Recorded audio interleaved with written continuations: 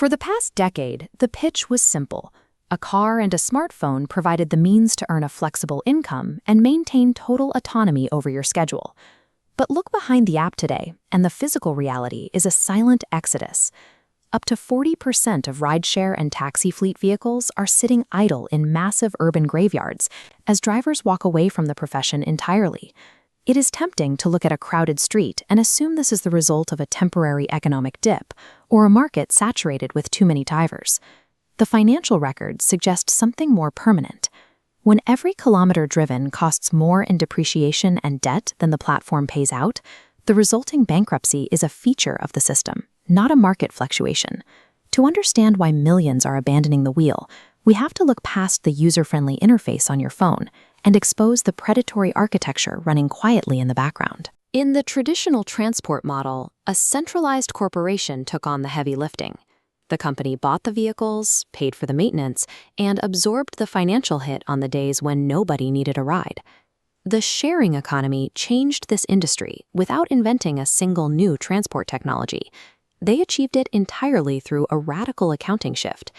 Tech platforms took 100% of the capital risk, the vehicle depreciation, and the daily operating costs, and shifted them directly onto the individual worker.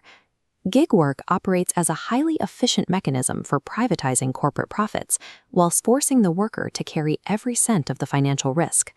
This trap relies on a closed ecosystem of three powerful entities working in tandem to extract value from the driver, a system we can call the iron triangle.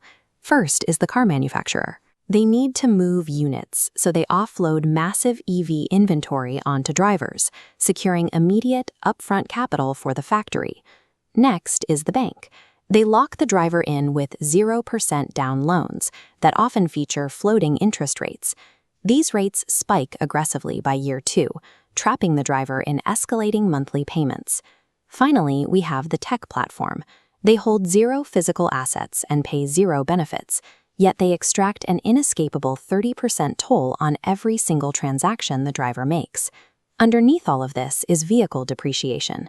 Electric vehicles used for ride-sharing run 300-kilometer daily routes, and the constant heat of daily fast charging degrades the battery at an accelerated rate. By the time the loan is paid, the vehicle is spent. The driver hasn't purchased a wealth-generating tool. They have signed a legal contract to service a rapidly depreciating liability. If the math leads to bankruptcy, why do millions of drivers refuse to log off? The answer lies in platform gamification. The app uses tier systems and arbitrary daily missions to manipulate human behavior and keep drivers behind the wheel. The AI dispatch system tracks fatigue. It can strategically withhold rides when the market is slow, only to drop a perfectly timed bonus right when a driver is on the verge of quitting. Layered on top of physical exhaustion is perpetual anxiety. A single arbitrary complaint or low rating carries the threat of instant account deactivation. The app functions as a digital warden. It replaces human managers with code designed to extract maximum physical labor until the driver's health breaks. The financial trap is reinforced by a social one. Because these vehicles were sold as a path to becoming a business owner, the mounting debt carries a heavy psychological weight. Many drivers view their car as a public status symbol. Admitting the math doesn't work means admitting to their family and community that the dream of independence is over. This leads to the sunk cost fallacy. Drivers make the choice to continue bleeding money every day, just to service the debt on an asset that has already lost its value. They sacrifice their actual irreplaceable wealth, their physical health, and their time, merely to protect the illusion of financial success.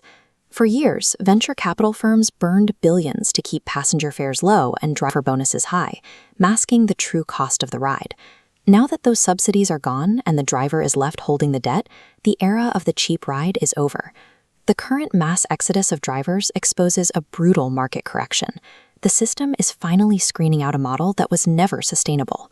For the trapped driver, the solution requires the discipline to cut their losses and walk away from the debt.